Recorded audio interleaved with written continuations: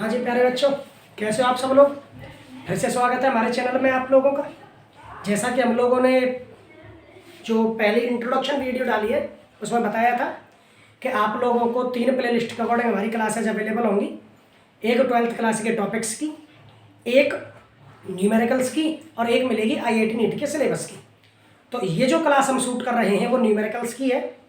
आप लोगों को 12th क्लास के सारे जितने भी चैप्टर हैं उन सारे चैप्टर्स का NCERT सॉल्यूशन कराया जाएगा। यहाँ पे अक्सर हम देखते हैं बच्चों को कि टॉपिक तो उन्हें आते हैं लेकिन न्यूमेरिकल्स में थोड़ी प्रॉब्लम रहती है, इसलिए सारे न्यूमेरिकल्स को बहुत ईजी वे में हम आप लोगों को प्रोवाइड कराएंगे। हमारी जो ये क्लास है वो बाइलिंगुअल रहेगी, यानी इंग्लिश मीडियम और हिंदी मीडियम दोनों स्ट्रीम के बच्चों के लिए यूजफुल है। हम बोलेंगे भी बाइलिंगुअल, तो इसलिए किसी भी स्ट्रीम के बच्चे को कोई प्रॉब्लम आएगी नहीं। तो हमारे इस चैप्टरों की NCERT सॉल्यूशन देते रहें, हम लोगों को थोड़ा सिस्टम से काम करना है। वो कैसे? अगर हमें न्यूमेरिकल कराने हैं तो न्यूमेरिकल तब होंगे जब बच्चों को फॉर्मूले आते हो। तो उससे बेटर है कि हर चैप्टर के पहले मैं आपको हल्के से फॉर्मूले रिवाइज करा दूँ और फिर उसके सॉल्यूशंस कराऊँ। तो जैसे हम लोग स्टार्ट करेंगे 12th NCERT के चैप्टर नंबर 1 से। क्यों? NCERT ही CBSE वालों को मिलती है पढ़ने के लिए, न्यूमेरिकल्स सेम रहते हैं। तो जो NCERT का सॉल्यूशन है वही आपके CBSE वाले बच्चों के लिए यूजफुल रहेगा। तो हम लोग शुरू करेंगे चैप्टर नंबर 1 से। और चैप्टर नंबर 1 जो है वो इलेक्ट्रोस्टैटिक्स का एक पार्ट है, एक यूनिट है इलेक्ट्रोस्टैटिक्स, चालक स्थिर वैद्युतिकी, उसका एक पार्ट है। अब इस चैप्टर में जो चैप्टर नंबर 1 है NCERT का, उस चैप्टर में आप लोगों के कौन कौन से टॉपिक और कौन कौन से फॉर्मूले। देखो सबसे पहला फॉर्मूला आता है, क्योंकि हमें न्यूमेरिकल के लिए बात करनी है तो हम ज़्यादा थ्योरी में नहीं जाएंगे, केवल फॉर्मूले सुनेंगे और उसके बाद न्यूमेरिकल करेंगे। सबसे पहला है फॉर्मूला क्वांटाइजेशन ऑफ चार्ज का, यानी आवेशों के क्वांटीकरण का। और फॉर्मूला होता है Q बराबर प्लस माइनस NE। ये फॉर्मूला आप तब अप्लाई करोगे जब आप लोगों को नंबर ऑफ चार्ज यानी आवेशों की संख्या दे रखी हो, जिसको N से रिप्रेजेंट किया गया है, और उससे आपको आवेश का मान निकालना हो यानी क्वांटिटी ऑफ चार्ज, या फिर आपको क्वांटिटी ऑफ चार्ज यानी आवेश का मान दे रखा हो और नंबर ऑफ इलेक्ट्रॉन यानी नंबर ऑफ चार्ज यानी आवेशों की संख्या ज्ञात करनी हो तो ये यूज करोगे। दूसरा बेसिक फॉर्मूला है बिंदु आवेश के कारण विद्युत बलों के बारे में बात करते हैं। दो आवेश हैं, दोनों आवेश Q1 और Q2 है, दोनों एक दूसरे से r डिस्टेंस पर रखे हुए। Two charges Q1 and Q2 are placed with distance r, यानी दो आवेश Q1 और Q2 एक दूसरे से r दूरी पर रखे हैं, तो इनके बीच में लगने वाला विद्युत बल यानी working electric force between these charges, तो फॉर्मूला होगा F equal to KQ1Q2 upon r²। ये पहला फॉर्मूला। ये दूसरा, जहां पे F है फोर्स बेटा, K है आवेश नियतांक यानी कोफिशिएंट ऑफ चार्ज, और जिसकी वैल्यू आप हमेशा यूज करोगे 9 × 10⁹ न्यूटन मीटर स्क्वायर पर coulomb square. Q1 Q2 charge यानी आवेश हैं और R है उनके बिटवीन डिस्टेंस दूरी। देखिए मैं बाइलिंगुअल बोल रहा हूँ तो आई होप कि आप लोगों किसी भी स्ट्रीम के स्टूडेंट को कोई प्रॉब्लम नहीं आ रही होगी। उसके बाद में बेटा अगला है विद्युत क्षेत्र इलेक्ट्रिक फील्ड। अगर कोई कहे कि इलेक्ट्रिक फील्ड का फॉर्मूला इलेक्ट्रिक फोर्स के फॉर्म में क्या है, यानी बल के रूप में विद्युत क्षेत्र का फॉर्मूला, तो E equal to F upon Q। और अगर कोई पूछे कि बिंदु आवेश के कारण विद्युत क्षेत्र electric field due to electric dipole, तो आपको यूज करना है E equal to KQ upon r²। E equal to KQ upon r²। बिंदु आवेश के कारण विद्युत क्षेत्र electric field due to point charge, charge है Q, उससे r डिस्टेंस पर इलेक्ट्रिक फील्ड की वैल्यू। उसके बाद में जो आपका मेन पोर्शन है वो है इलेक्ट्रिक डाइपोल, यानी बेटा वैद्युत द्विध्रुव। वैद्युत द्विध्रुव, उस वैद्युत द्विध्रुव का आघूर्ण P बराबर क्या होता है 2AQ। Dipole electric dipole momentum, electric dipole momentum का formula P equal to 2AQ, जहां 2A उनके बिटवीन चार्जेस के बिटवीन डिस्टेंस है और Q है चार्ज की वैल्यू। जहां भी आपको क्वेश्चन में दो चार्ज दे रखे हो, एक प्लस Q और एक माइनस Q, इट मीन्स दो चार्ज की वैल्यू दे रखी हो जिनके साइन अलग अलग हो और वैल्यू सेम हो, यानी क्वांटिटी सेम हो, यानी मान बराबर हो, चिन्ह अलग अलग हो, समझ लेना वो इलेक्ट्रिक डाइपोल है, वैद्युत द्विध्रुव है। अब वैद्युत द्विध्रुव के अक्ष पर विद्युत क्षेत्र यानी electric field at a axial position of electric dipole, विद्युत द्विध्रुव के अक्ष पर विद्युत क्षेत्र का फॉर्मूला आप यूज करोगे 2kp/r3। ऑलराइट, और अगर आप निरक्ष पर यूज करोगे यानी इक्वेटोर पे, electric field at equator of a electric dipole, और उसके लिए फॉर्मूला क्या यूज करोगे बेटा, kp/r2। ओके, अगला है कि जब आप एक इलेक्ट्रिक डाइपोल को 1 2 3 4 5th एंड 6th, जब आप एक इलेक्ट्रिक डाइपोल को यानी वैद्युत द्विध्रुव को इलेक्ट्रिक फील्ड में रख दोगे, वैद्युत द्विध्रुव में विद्युत क्षेत्र में रख दोगे, तो उस पर एक बलागुण कार्य करेगा। देखो, जब किसी भी वैद्युत द्विध्रुव को हम विद्युत क्षेत्र में रखते हैं यानी इलेक्ट्रिक डाइपोल को रखते हैं इलेक्ट्रिक फील्ड में, तो उस पर दो फोर्स अप्लाई होते हैं। नेगेटिव चार्ज पर लगता है F1 इक्वल टू -q और पॉजिटिव चार्ज पर लगता है F2 इक्वल टू +q। तो रिजल्टेंट चार्ज आता है, रिजल्टेंट फोर्स आता है 0। इसका मतलब इलेक्ट्रिक फील्ड में रखे हुए इलेक्ट्रिक डाइपोल, इलेक्ट्रिक फील्ड में रखे हुए इलेक्ट्रिक डाइपोल यानी वैद्युत क्षेत्र में रखे वैद्युत द्विध्रुव पर लगा परिणामी बल सदैव कैसा आएगा, 0। लेकिन वो उस इलेक्ट्रिक फील्ड में रोटेट करता है। इलेक्ट्रिक डाइपोल को इलेक्ट्रिक फील्ड में रखोगे तो वो रोटेट करेगा, मतलब घूमेगा। घुमाने वाला कौन, फोर्स तो होता नहीं है, टॉर्क होता है, यानी बल नहीं होता, बलाघूर्ण होता है। तो वैद्युत द्विध्रुव पर लगने वाला बलाघूर्ण टॉर्क इक्वल टू बोलो क्या होता है, PE sin थीटा। ओके, ये हो गया इलेक्ट्रिक डाइपोल का पोर्शन। उसके बाद में आप लोगों का आता है गाउस का नियम। गाउस के नियम के साथ ही मैं वैद्युत फ्लक्स के लिए बता दूं। वैद्युत फ्लक्स यानी इलेक्ट्रिक फ्लक्स का formula phi equal to E vector dot delta S vector, यानी बेटा E delta S cos theta. Flux का ही एक फॉर्मूला होता है गॉसेज लॉ में, गाउस के नियम में, वो होता है phi equal to Q/ε0, phi equal to Q/ε0। इस गाउस के नियम के अनुप्रयोग है 3, टोटल 6 हैं, बट सिलेबस में अब 3 ही हैं। तो गॉसेज लॉ के एप्लीकेशंस हैं 3। पहला, लीनियर चार्ज की वजह से, पहला एप्लीकेशन है electric field due to a infinite linear charge, अनंत लंबाई के रेखीय आवेशित चालक तार के कारण विद्युत क्षेत्र, और उसका फॉर्मूला होता है 2k/r। के आवेश नियतांक, कोफिशिएंट ऑफ चार्ज, लैम्बडा रेखीय आवेश घनत्व, लीनियर चार्ज डेंसिटी, और जिसकी वैल्यू रहती है lambda equal to Q/L। Available charge on a conductor per unit length, प्रति इकाई लंबाई में उस पर उपस्थित आवेश। दूसरा बेटा अनुप्रयोग है समतल चालक पट्टिका और कुचालक पट्टिका, यानी इंसुलेटिंग शीट और कंडक्टिंग शीट की वजह से इलेक्ट्रिक फील्ड, और उनके फॉर्मूले हैं। अगर वो बेटा नॉन कंडक्टिंग शीट की बात करता है यानी कुचालक पट्टिका, तो उसकी वजह से फॉर्मूला σ/2ε0। और बेटा अगर वो कहे चालक पट्टिका कंडक्टिंग शीट, का फॉर्मूला आएगा σ/ε। सिग्मा जो है बेटा वो है सरफेस चार्ज डेंसिटी, या इसका मतलब आपकी पृष्ठीय आवेश घनत्व, और उसका फॉर्मूला होगा Q/A। जैसे यहाँ पर लैम्बडा इक्वल टू Q/L है, यहाँ पर होगा सिग्मा इक्वल टू Q/A। अगला है बेटा लास्ट, आपके गोलीय कोशिका का अपना विद्युत क्षेत्र, electric field due to a spherical shell, उसकी वजह से विद्युत क्षेत्र का फॉर्मूला यही रहेगा जो बिंदु आवेश वाला है। Electric field due to a point charge है, फॉर्मूला KQ/R²। ये फॉर्मूला यूज करोगे बाहर के लिए। और अगर वो पूछ रहा है सरफेस पर, कहाँ पर बेटा, सरफेस पर, तो KQ के साथ में स्मॉल r की जगह पर capital R, radius of that spherical shell, it means यहाँ पर उस गोलीय कोश की त्रिज्या आएगी, और गोलीय कोश के अंदर इलेक्ट्रिक फील्ड आएगा 0। E इनसाइड क्या आएगा, 0। कोई भी कंडक्टिंग सबस्टेंस हो, कोई भी क्या हो, कंडक्टिंग सबस्टेंस, इट मीन्स आपकी चालक पदार्थ कोई भी हो, उसके अंदर रिजल्टेंट इलेक्ट्रिक फील्ड 0 होता है। कैसा होता है, 0। ये आपके पहले चैप्टर के सारे फॉर्मूले हैं, मैंने आपको फॉर्मूले रिवाइज करा दिए हैं, एक बार आप दोबारा देख लेना। ये चीज़ न्यूमेरिकल समझने से पहले फॉर्मूले आपके दिमाग में रहने चाहिए। न्यूमेरिकल करते टाइम यही होना चाहिए कि आपको चैप्टर के सारे फॉर्मूले पता हो, तभी न्यूमेरिकल समझ में आएगा। तो इससे बेटर है कि आप लोग वीडियो को आगे देखने से पहले इसको एक बार और देख लें ताकि ये फॉर्मूले सारे समझ में आ जाए। अब मैं न्यूमेरिकल स्टार्ट करता हूँ। हम लोग एनसीईआरटी के चैप्टर नंबर 1 से न्यूमेरिकल स्टार्ट करेंगे बेटा।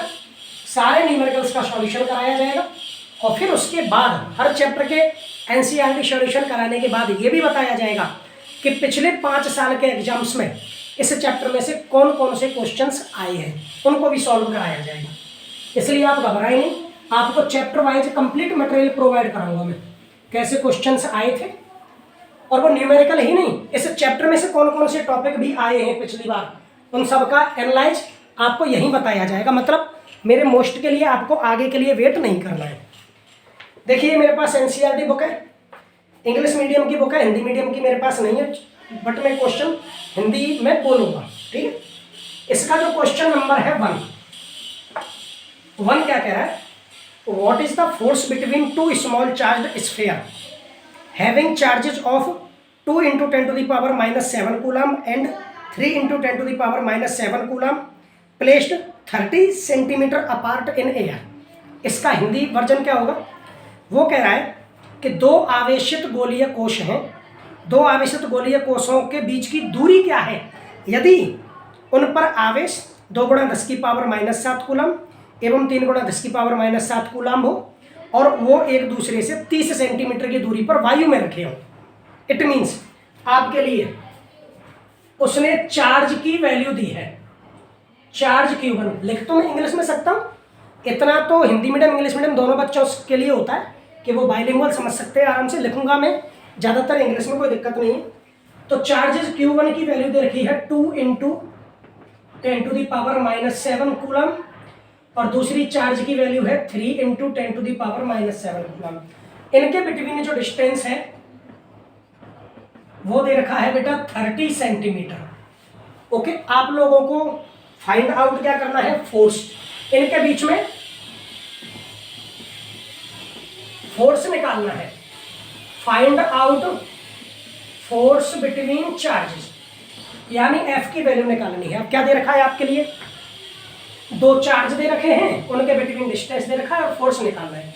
न्यूमेरिकल का पहला रूल, ऑप्टिक्स और आपको ऑप्टिक्स को छोड़कर बाकी सब जगह MKS यूनिट सिस्टम यूज करना है। ऑलराइट, एक न्यूक्लियस वाला चैप्टर और है, उसमें आप लोग सारे मासेस AMU में यूज करोगे, एनर्जी मेगा इलेक्ट्रॉन वोल्ट में यूज करोगे, बट ऑप्टिक्स और इसको छोड़ के बाकी सब जगह आपको MKS यूनिट सिस्टम यूज करना है, यानी SI यू कह दो, SI। यहाँ पे बेटा डिस्टेंस या चार्ज है कूलम में और बेटा डिस्टेंस क्या है सेंटीमीटर में, तो इसको मीटर में कन्वर्ट करना पड़ेगा और सेंटीमीटर को मीटर में कन्वर्ट करोगे तो 100 से डिवाइड करेंगे, 0 से 0 कैंसिल आउट हुआ, 3 × 10⁻⁻1 मीटर। अब आप लोगों को क्या फाइंड आउट करना है बेटा, फोर्स, विद्युत बल F। 2 आवेश दे रखे हैं, आवेशों के बीच की दूरी दे रखी है, विद्युत बल निकालना है, इलेक्ट्रिक फोर्स निकालना है। बोलिए फोर्स की वैल्यू क्या होती है, K Q1Q2/R²।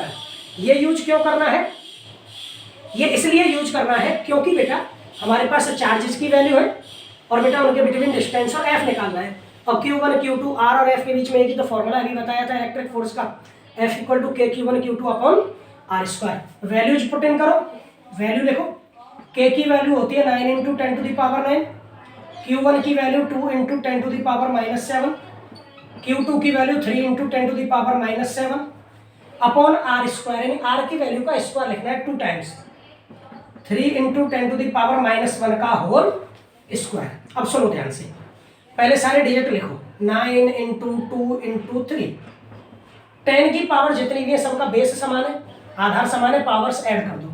सबसे पहले पावर 9, फिर कितना है -7, फिर कितना है -7, 3 का स्क्वायर करोगे 9, 10 की पावर का जब भी स्क्वायर करो तो पावर का मल्टीप्लाई होगा, 10 की पावर -1 × 2 तो क्या होगा -2, इसको ऊपर ले जाओ बेटा, 9 से 9 कैंसिल आउट हुआ, 3 × 2 = 6, 10 की पावर -7 -7 -14 -14 प्लस के 9 कितने बचे -5 और -2 पर जाएगा तो बोलो +2।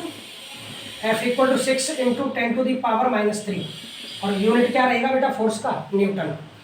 10⁻³ को मैं ऐसे लिख सकता हूँ 6/1000 न्यूटन। तो बोलिए फोर्स क्या आएगा 0.006 न्यूटन। ये फोर्स निकल कर आ गया। सीधा फॉर्मूला लग रहा है, Q1 और Q2 की वैल्यू दे रखी है, आर दे रखा है, F की वैल्यू लगानी है और कैलकुलेशन करनी है। ऑलराइट, आगे बढ़ते हैं। आप लोगों को घबराना इसलिए नहीं है क्योंकि आपको सारे न्यूमेरिकल्स का सॉल्यूशन मिलेगा। आप बस आराम आराम से पढ़ते जाइए और वीडियोज देखते जाइए। अगला क्वेश्चन क्या कह रहा है, the electrostatic force on a small sphere of charge 0.4 microcoulomb due to another small sphere of charge minus 0.8 microcoulomb in air is 0.2 newton. What is the distance between the two charges? What is the force on second sphere due to first? Hindi में बोलता हूँ, दो छोटे गोले जिन पर आवेश 0.4 microcoulomb और दूसरे छोटे गोले पर आवेश माइनस में 0.8 माइक्रोकूलम, पहला पर पॉजिटिव चार्ज है, दूसरे पर नेगेटिव है, और ये एक दूसरे से दो गोले हैं जिन पर आवेश है 0.4 माइक्रोकूलम माइनस में 0.8 माइक्रोकूलम, एक दूसरे से 0.2 न्यूटन का बल महसूस करते हैं। What is the distance between the two spheres? दोनों गोलों के बीच की दूरी क्या है? और दूसरे में पूछ रहा है कि पहला गोला दूसरे गोले पर कितना बल लगाएगा। तो अब सुनिए, पहली वैल्यूज लिखते हैं बेटा। क्वेश्चन नंबर सेकंड, आवेश यानी बेटा चार्ज की वैल्यू, गोलों पर आवेश दे रखा है यानी चार्ज दे रखा है। Q1 की वैल्यू है 0.4 माइक्रोकूलम, Q2 की वैल्यू है माइनस में 0.8 माइक्रोकूलम, और इनके बीच में अप्लाइड जो फोर्स है, जो बल लग रहा है F इक्वल टू वो दे रखा है 0.2 न्यूटन। आपसे पूछ क्या रहा है, इनके बीच की दूरी, डिस्टेंस R पूछ रहा है पहले, वो निकालेंगे। अब जरा गौर करके देखो, F दे रखा है, Q1 और Q2 दे रखे हैं, R निकालना है। फिर से भाई फॉर्मूला लगेगा, बट इनकी वैल्यूज दे रखी हैं माइक्रोकूलम में। आपको जैसा मैंने बताया था कि आपको वैल्यूज किसमें पता होनी चाहिए, ऐसा यूनिट सिस्टम में, यानी कूलम में। 1 माइक्रोकूलम में कितने कूलम होते हैं बेटा? 10⁻⁻6 कूलम। इसमें कितने होते हैं? यहाँ भी माइनस में 0.8 इंटू 10⁻⁻6 कूलम। ठीक है, तो आप लोग फॉर्मूला यूज कीजिए अकॉर्डिंग टू फॉर्मूला। क्या फॉर्मूला यूज करोगे? F equal to KQ1 Q2 upon R square. R निकालना है, R स्क्वायर को इधर लाओ, तो F into R square equal to KQ1 Q2, R square F इधर मल्टीप्लाई में है, उधर किस में जाएगा? डिवाइड में, KQ1 Q2 अपॉन F। और बेटा आपको तो R की वैल्यू चाहिए, इधर स्क्वायर है, इसको हटाओगे तो इसका मतलब दोनों साइड का क्या लेना पड़ेगा? अंडर रूट, यानी keep under root in both side, यानी दोनों पक्षों का वर्गमूल। तो यहाँ से R आएगा और यहाँ पर अंडर रूट में KQ1 Q2 अपॉन F। अब बस कुछ नहीं करना है, आप वैल्यूज पुट इन कर दो। देखो बेटा, K की वैल्यू 9 इंटू 10⁻⁹, Q1 की वैल्यू 0.4 इंटू 10⁻⁻6। अब एक चीज याद रखना, इलेक्ट्रिक फोर्स के फॉर्मूले में, विद्युत बल के सूत्र में, आपको आवेशों की वैल्यू यानी चार्जेस की वैल्यू पॉजिटिव साइन के साथ लिखनी है। अगर कोई नेगेटिव साइन में दे भी रखा है तो भी नेगेटिव साइन नहीं लिखना है, because force will always positive, बल हमेशा पॉजिटिव रहेगा। इसलिए Q2 की वैल्यू क्या है बेटा? माइनस में है बट लिखेंगे पॉजिटिव में, 0.8 इंटू 10⁻⁻6। F की वैल्यू 0.2।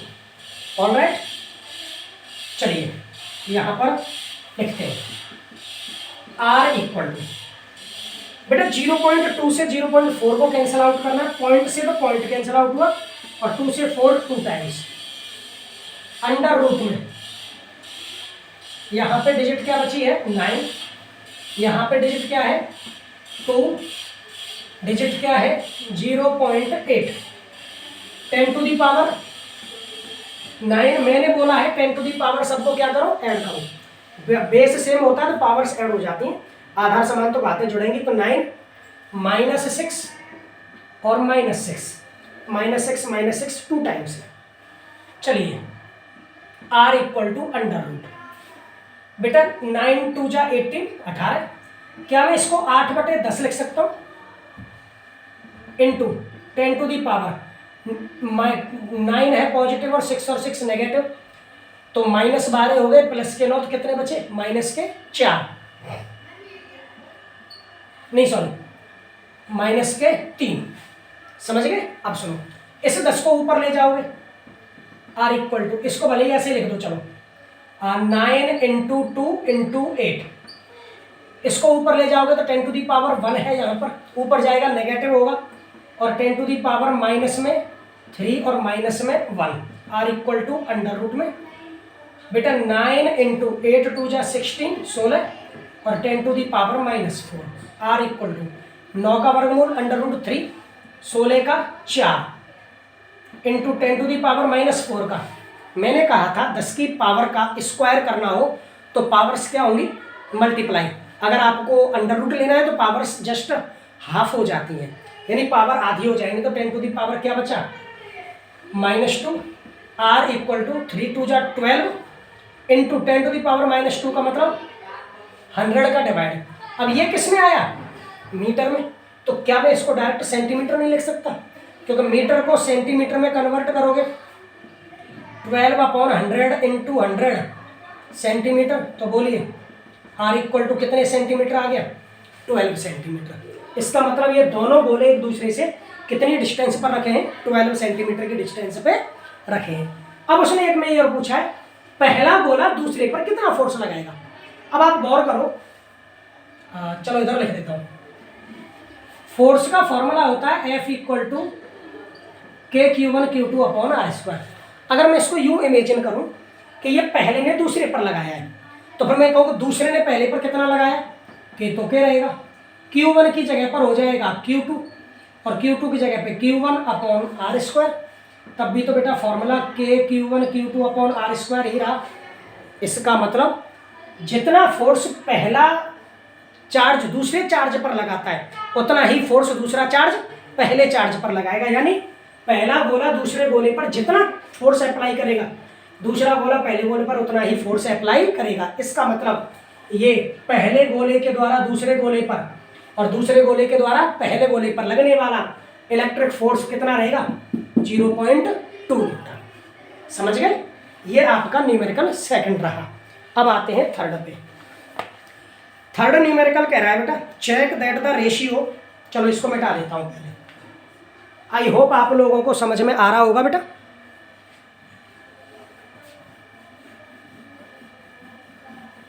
चिंता मत करना, ऐसे ही आराम आराम से पूरी बुक के न्यूमेरिकल सॉल्व करवाएंगे।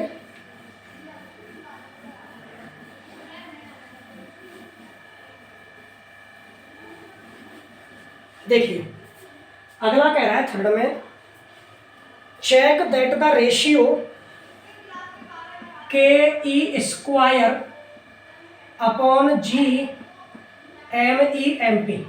Is dimensionless. मतलब ये प्रूव करना है इसमें कि ये जो व्यंजक दे रखा है, जो फॉर्मूला दे रखा है, वो डायमेंशनलेस है। इसका मतलब विमाहीन है। क्या है बच्चों, विमाहीन। इसका मतलब K का मात्रक लिखो, E का लिखो, GM1 MEMP ये तो दोनों मास हैं। G कौन है, सार्वत्रिक गुरुत्वीय नियतांक, यूनिवर्सल ग्रेविटेशनल कांस्टेंट। K सार्वत्रिक आवेश नियतांक, कोफिशिएंट ऑफ चार्ज। E का यूनिट क्या रहेगा, कूलम। तो सबकी यूनिट लिखो, यूनिट लिख के प्रूव करो कि इसकी कोई भी डायमेंशन नहीं आएगी, कोई भी विमा नहीं आएगा। नॉर्मल है, करने की जरूरत नहीं है। अगला कह रहा है एक्सप्लेन द फोर्थ का A, explain the meaning of the statement electric charge of a body is quantised. वो कह रहा है, हिंदी में बोलता हूँ, व्याख्या करो कि किसी भी वस्तु का जो आवेश है वो संरक्षित रहता है। तो आपको याद है एक प्रॉपर्टी है चार्ज की, आवेशों के संरक्षण का, सॉरी क्वांटाइज्ड का मतलब, सॉरी उल्टा बोल गया मैं, आवेश सदैव कैसा रहेगा, पूर्ण संख्या में अवेलेबल रहेगा। क्वांटाइज्ड यानी क्वांटीकरण। वो कह रहा है कि आवेशों के क्वांटीकरण को समझाइए। किसी भी वस्तु का आवेश सदैव क्वांटीकृत रहता है। क्वांटीकृत रहने का मतलब है क्या है, क्वांटाइज्ड रहने का मतलब क्या है, कि Q equal two plus minus NE फॉर्मूले को फॉलो किया जाएगा। इसका मतलब अगर चार्ज मिलेगा तो एक कंप्लीट नंबर में मिलेगा, रेशनल नंबर में अवेलेबल हो ही नहीं सकता। मतलब मैं नॉर्मल कहूँ 1.25 पौन 1.5 में आवेश उपलब्ध होता नहीं। आवेश मिलेगा तो एक पूर्ण संख्या में मिलेगा, 5, 10, 20, 200, 250, 500, यानी एक कंप्लीट होल नंबर में मिलेगा। कभी भी रेशनल नंबर में चार्ज अवेलेबल नहीं होता। तो ये तो नॉर्मल है, हम लोग थ्योरी में भी समझाते हैं। अच्छा, अगला कह रहा है why can one ignore quantization of electric charge when dealing with microscopic large scale charges. ये इसका हिंदी में मतलब है कि जब हम माइक्रोस्कोप यानी सूक्ष्मदर्शी से बड़ी वस्तुओं के आवेशों को देखते हैं तो हम छोटे चार्जों के यानी आवेशों के क्वांटाइजेशन को इग्नोर यानी छोड़ क्यों देते हैं। नॉर्मल सी बात है, जब बड़ी चीज़ों की स्टडी करोगे तो छोटी चीज़ें आपको क्या करनी पड़ेंगी, इग्नोर करनी पड़ेंगी। हम लोग हर डेरिवेशन में करते तो if r is very very greater than two a then r square is very very greater than two a square, तो ए स्क्वायर को नेगलेक्ट कर दो। तो अक्सर ये होता है कि जब बड़ी चीज़ों की स्टडी की जाती है ना तो छोटी चीज़ों को हम इग्नोर या नेगलेक्ट कर देते हैं। तो ये जस्ट नॉर्मल है। अच्छा, वो कह रहा है अगला 5th, when a glass rod is rubbed with a silk cloth charges appear on both. A similar phenomenon is observed with many other pairs of bodies. Explain how the observation is consistent with the law of conservation of charge. इसका मतलब वो कह रहा है कि पहले एक कांच की छड़ को रेशम के कपड़े से रगड़ो, फिर इन दोनों को अलग अलग आपस में रगड़ो, फिर यही प्रक्रिया आप अपनाओ किन के साथ में, अलग अलग बॉडीज के साथ में, यानी अलग अलग वस्तुओं के साथ में यही प्रक्रिया अपनाओ। कांच की छड़ को जब हम रेशम से रगड़ते हैं, ग्लास रॉड को सिल्क से रगड़ते हैं तो क्या होता है, ग्लास रॉड को ग्लास रॉड से रगड़ते हैं तो क्या होता है, सिल्क क्लॉथ को यानी रेशम को रेशम यानी सिल्क क्लॉथ से फ्रिक्टेड करते हैं, रब करते हैं तो क्या होता है, और अलग अलग चीज़ों के साथ रब करते हैं तो क्या होता है। इसको समझाओ कि इसमें क्या आवेश जो चार्ज है वो कह रहा है कि consistent the law of conservation of charge, कि चार्ज जो है वो कंजर्व रहेगा यानी संरक्षित रहेगा। देखो याद है जब चार्ज के बारे में कॉन्सेप्ट थेल्स ने दिया था तो क्या कॉन्सेप्ट दिया था, उन्होंने ये कहा था कि जब दो ऑब्जेक्ट को एक दूसरे के साथ रब किया जाता है यानी दो वस्तुओं को आपस में रगड़ेंगे तो उनमें एक ऐसी प्रॉपर्टी आती है जिस प्रॉपर्टी की वजह से वो एक दूसरे को या तो अट्रैक्ट करते हैं या रिपेल करते हैं, यानी एक दूसरे को या तो आकर्षित करेंगे या प्रतिकर्षित करेंगे। उसी प्रॉपर्टी को, उसी गुणधर्म को उन्होंने आवेश यानी चार्ज बोल दिया। फिर उन्होंने ये फिर जब उनसे ये पूछा गया था कि अलग अलग चीज़ों को रब करने पर क्या क्या निकलेगा, तब उन्होंने बताया था कि जब हम ग्लास रॉड को सिल्क से रगड़ते हैं, कांच की छड़ को रेशम से रगड़ते हैं, कांच की छड़ पर पॉजिटिव चार्ज आता है, रेशम पर नेगेटिव। इसका मतलब कांच की छड़ ग्लास रॉड का नेगेटिव चार्ज सिल्क पर यानी रेशम पर चला गया, सिल्क यानी रेशम का पॉजिटिव चार्ज ग्लास रॉड यानी कांच की छड़ पर चला गया। तो चार्ज केवल ट्रांसफर ही तो हुआ है, ना प्रोड्यूस हुआ ना डिस्ट्रॉय हुआ, यानी ना तो बना और ना नष्ट हुआ। यही तो आवेश संरक्षण का नियम है, conservation of charge. Charge never be created never be destroyed, यानी चार्ज को ना तो हम बना सकते हैं ना डिस्ट्रॉय यानी नष्ट कर सकते हैं। चार्ज केवल एक ऑब्जेक्ट से दूसरी ऑब्जेक्ट में ट्रांसफर हो सकता है, वही तो हो रहा है। सिल्क क्लॉथ से पॉजिटिव चार्ज ग्लास रॉड पे चला गया और ग्लास रॉड का नेगेटिव चार्ज सिल्क क्लॉथ पर चला गया। इसका मतलब कांच की छड़ का धनावेश, कांच की छड़ का ऋणावेश रेशम पर और रेशम का धनावेश कांच की छड़ पर। ठीक है, ऐसे ही और अदर सारी बॉडीज के साथ होता है। जैसे फर के साथ हम लोग प्लास्टिक रॉड रगड़ते हैं तो प्लास्टिक की छड़ पर आता है नेगेटिव, फर पर आता है पॉजिटिव। ऐसे ही एबोनाइट पे क्या क्या आता है, नेगेटिव आता है, क्योंकि एबोनाइट तो एक प्लास्टिक ही है। इसी तरह चार्ज केवल ट्रांसफर ही तो हो रहा है एक ऑब्जेक्ट से दूसरे ऑब्जेक्ट पे, ना तो बन रहा है ना नष्ट हो रहा है। कुल मिलाकर चार्ज केवल एक ऑब्जेक्ट से दूसरे ऑब्जेक्ट पर ट्रांसफर हो रहा है, इसलिए ये कंजर्वेशन लॉ ऑफ चार्ज को फॉलो करता है। आगे बात समझ में। अब आप जानते हैं किसी किसी चैप्टर में न्यूमेरिकल्स की क्वांटिटी ज़्यादा है, जैसे पहले में है, तो इसके लिए मुझे एक वीडियो में इनको फिट नहीं कर सकता मैं, तो इससे बेटर है कि एक से बढ़िया हम दो अलग अलग वीडियो बनाएं। तो आज की वीडियो में हम इतना ही कराएंगे, आप इनको कर ले के लिए, फिर उसके बाद में नेक्स्ट डे आपकी अगली वीडियो पब्लिश हो जाएगी। पर डे सुबह 7 बजे मेरी एक वीडियो पब्लिश हो जाएगी और हर वीडियो में अब इस चैप्टर के बाकी बचे हुए न्यूमेरिकल हम लोग नेक्स्ट वीडियो में डालेंगे। आई थिंक पहले चैप्टर के लिए मुझे 3 वीडियो डालनी पड़ेंगी, आराम से कराना है। और वैसे भी जल्दबाजी करने से बेटर है आराम से, समझ गए। तो यहाँ से और आज थोड़ा टाइम उसमें भी लग गया कि आप लोगों को चैप्टर का फिनोमिना समझाया मैंने, फॉर्मूले समझाए। तो अब बाकी की चीज़ें हम लोग बाकी के न्यूमेरिकल अगले वीडियो में लाएंगे। मैं कोशिश करता हूँ कि आपके लिए बहुत ज़्यादा मेहनत करूँ, चाहे वो न्यूमेरिकल्स के लिए हो, चाहे वो टॉपिकों के लिए, चाहे वो कॉम्पिटेटिव मैटर के लिए, कॉम्पिटेटिव फिजिक्स पढ़ाने के लिए मैं अपने स्तर से बहुत मेहनत करूँगा आपके साथ। बस एक चीज़ की आशा करता हूँ कि आप लोग मुझे सपोर्ट पूरा करेंगे। सपोर्ट करें, चैनल को शेयर सब्सक्राइब करें और ज़्यादा से ज़्यादा बच्चों तक पहुँचाएँ ताकि उनको इसका फ़ायदा मिल सके। जय हिंद, जय भारत।